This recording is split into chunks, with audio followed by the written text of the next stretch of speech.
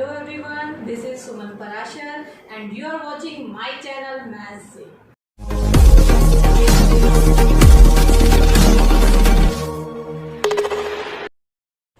आज हम करेंगे एक्सरसाइज 8.2 का क्वेश्चन नंबर 1। यहाँ मैंने इसका फोर्थ पार्ट सिलेक्ट किया है। इसमें आपको sin 30, tan 45, cosec 60, secant 30, cos 60 और cot 45 डिग्री की वैल्यू सब्स्टिट्यूट करनी है। हमने लास्ट वीडियो में सीखा कि ट्रिग्नोमेट्रिक टेबल को कैसे बनाया जाता है, तो यहाँ मैंने ये सारी वैल्यूज लिखी हुई हैं। आप ऐसे इनको लिख के लर्न भी कर सकते हैं, क्योंकि एग्जाम में अगर आप ट्रिग्नोमेट्रिक टेबल बनाने लगोगी तो आपको बहुत टाइम लगेगा। अब हमें ये वैल्यूज यहाँ से सब्स्टिट्यूट करनी है। देखिए sin 60 हाफ, tan 45 1, cosec 60। अगर आपको cosec 60 डायरेक्टली याद नहीं आ रहा है तो आप sin 60 पे जाइए। √3/2 है, उसका आप रिवर्स कर दीजिए तो 2/√3। इसी तरह से sec 30, आपको पहले cos 30 की वैल्यू सोचनी है और उसका रिवर्स करना है। तो cos 30 आपको मिलता है √3/2, तो ये भी हुआ 2/√3 प्लस cos 60 होता है half, plus cos 45, cot 45, cot 1, tan 45 and cot 45 दोनों की वैल्यू इक्वल होती है। अब हम इसको आगे सोल्व करेंगे। देखिए हाफ प्लस 1, इसको अगर आप पहले ऐड कर लें तो आपको मिलता है 3/2 माइनस 2/√3। इधर भी हाफ प्लस 1 को आप ऐड करेंगे। यहाँ सारे नंबर ऐड हो रहे हैं तो आप इनको इंटरचेंज कर सकते हैं। तो हाफ प्लस 1, 3/2 को मैं पहले लिख रही हूँ, प्लस 2/√3 को मैं बाद में। अब हम क्या करेंगे, हम न्यूमरेटर और डिनोमिनेटर दोनों का अलग अलग एलसीएम लेंगे। तो एलसीएम लेने के लिए देखिए ये जो डिनोमिनेटर में है 2 और √3, यहाँ दोनों एलसीएम आएंगे। अभी हम न्यूमरेटर पार्ट को सॉल्व कर रहे हैं। अब आप सॉल्व करेंगे तो आपको मिलेगा 3√3, बीच में माइनस का साइन, यहाँ से आपको मिलेगा 4। अब डिनोमिनेटर पार्ट में भी हम सेम ऐसे ही एलसीएम लेंगे 2√3, तो आपको यहाँ भी क्या मिलेगा 3√3 प्लस 4। ठीक है, ये आपस में कैंसिल आउट हो जाते हैं। तो हमें क्या मिला, हमें मिला 3√3 माइनस 4 ओवर 3√3 प्लस 4। इसको हम आगे भी सॉल्व कर सकते हैं। और इसको आगे सॉल्व क्यों करते हैं, क्योंकि आपका जब भी डिनोमिनेटर में अंडर रूट में कोई टर्म आ जाता है तो आप उसको सॉल्व करेंगे आगे, जब तक ये अंडर रूट डिनोमिनेटर से खत्म ना हो जाए। अब कैसे करेंगे, देखिए हम करेंगे रैशनलाइजेशन।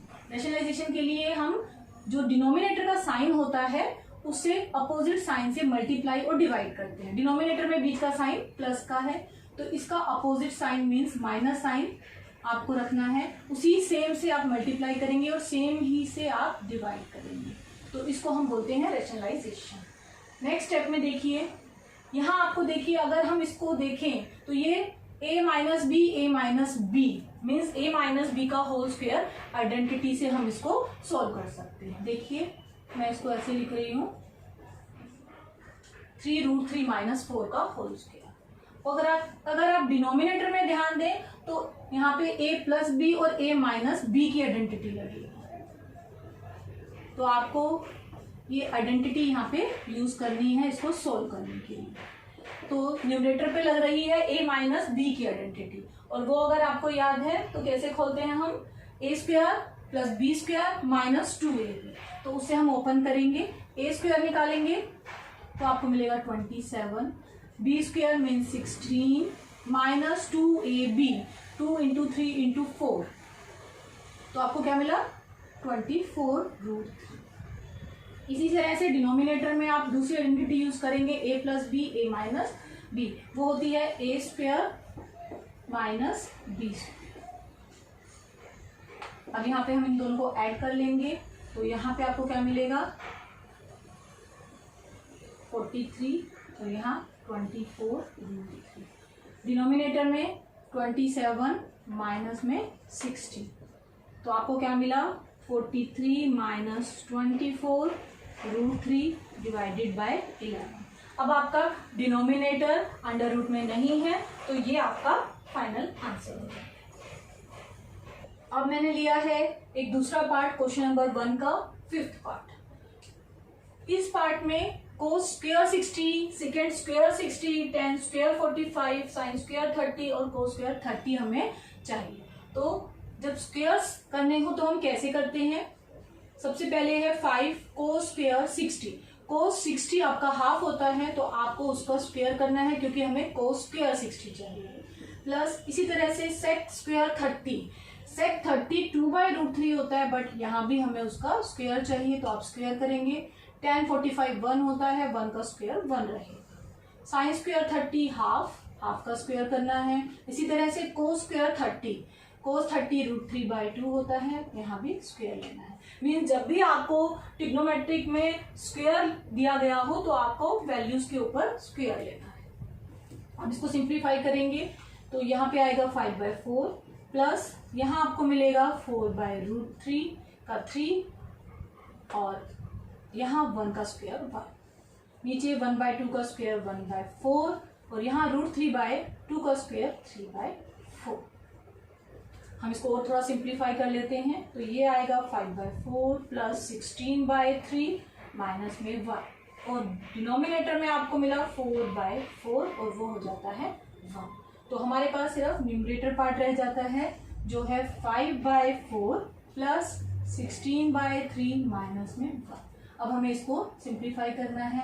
आप एलसीएम ले लीजिए, 12 आपका एलसीएम आएगा तो आपको मिलेगा यहाँ 15, यहाँ पे क्या मिलेगा 64 और यहाँ मिलेगा 12। यहाँ पे आप कैसे सॉल्व करेंगे? पहले आप इन दोनों को ऐड कीजिए और फिर उसमें से 12 को माइनस कीजिए। बाकी आपको जो मेथड अच्छा लगे आप उससे कर सकते। तो आपको यहाँ मिलेगा 79 माइनस में 12। 79 में से आप 12 को माइनस करेंगे तो आपको मिलेगा 67 और डिनोमिनेटर में था 12 तो बाय 12। तो ये आपका आंसर होगा।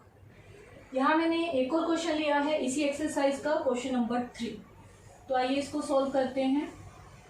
tan of a plus b is equals to √3 and tan of a minus b is equals to 1/√3।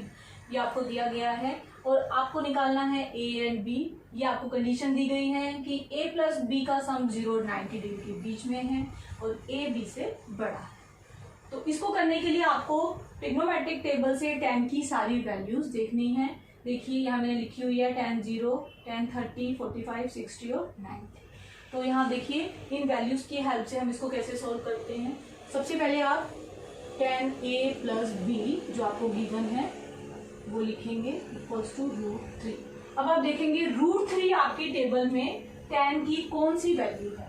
√3 है tan 60 की वैल्यू, तो हम √3 के प्लेस पे यहाँ लिख सकते हैं tan ऑफ 60 डिग्री।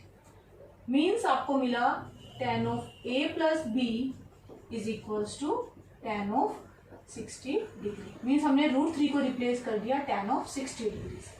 अब देखिए tan of a plus b is equals to tan of 60, तो यहाँ से आप बोल सकते हैं कि a plus b is equals to 60। Means आप tan और tan को एक तरह से कैंसिल आउट कर रहे हैं। ऐसा करते नहीं है बट आप ऐसे बोल सकते हैं। तो यहाँ से आपको मिलती है इक्वेशन 1। अब हम दूसरी tan में इक्वेशन देख लेते हैं क्या है। tan of a minus b is equals to 1/√3। अब आप फिर से अपने ट्रिग्नोमेट्रिक टेबल पे जाएंगे और देखेंगे कि 1/√3 tan 30 की वैल्यू होती है। इट मीन्स 1/√3 होता है tan 30। तो हम फिर से 1/√3 को बीच में से निकाल देते हैं तो हमें क्या मिलता है tan of a minus b is equals to tan of 30 degree. बिल्कुल वैसे ही यहाँ tan है, हम tan को हटा देते हैं तो हमें मिल जाता है a minus b is equals to 30 degree और इसको हम लेते हैं इक्वेशन नंबर 2। अगर हम 1 और 2 को ऐड कर दें तो हमें a की वैल्यू मिल जाती है। तो आप लिखेंगे एडिंग 1 एंड 2। कैसे?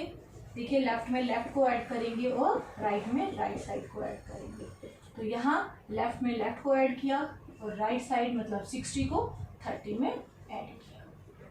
60 प्लस 30 हुआ 90 और इधर देखो b से b आपका कैंसिल आउट हुआ, 2a आया 90 डिग्री। तो आपको a की वैल्यू मिली 90/2 दैट इज 45 डिग्री। अगर आपको a 45 मिल गया, तो आप दोनों में से किसी भी एक इक्वेशन में इसकी वैल्यू को सब्स्टिट्यूट करके भी फाइंड आउट कर सकते हैं। तो हम इक्वेशन 1 ले लेते हैं। So put a is equals to 45 degree in 1। First equation है a plus B equals to 60 degree. a आपका 45 डिग्री है, तो यहां से हम फाइंड आउट कर सकते हैं b आपका आ जाएगा 60 माइनस 45 डिग्री, तो ये मिला 15 डिग्री। अब देखिए क्या ये वैल्यू गिवन कंडीशन को टैली कर रही है। देखिए हमारा a आया था 45 डिग्री और b आया है 15 डिग्री, तो आपका a ग्रेटर देन b है और a प्लस b 90 से छोटा भी है इनका सम, तो हम कह सकते हैं कि ये वैल्यू एक्यूरेट है।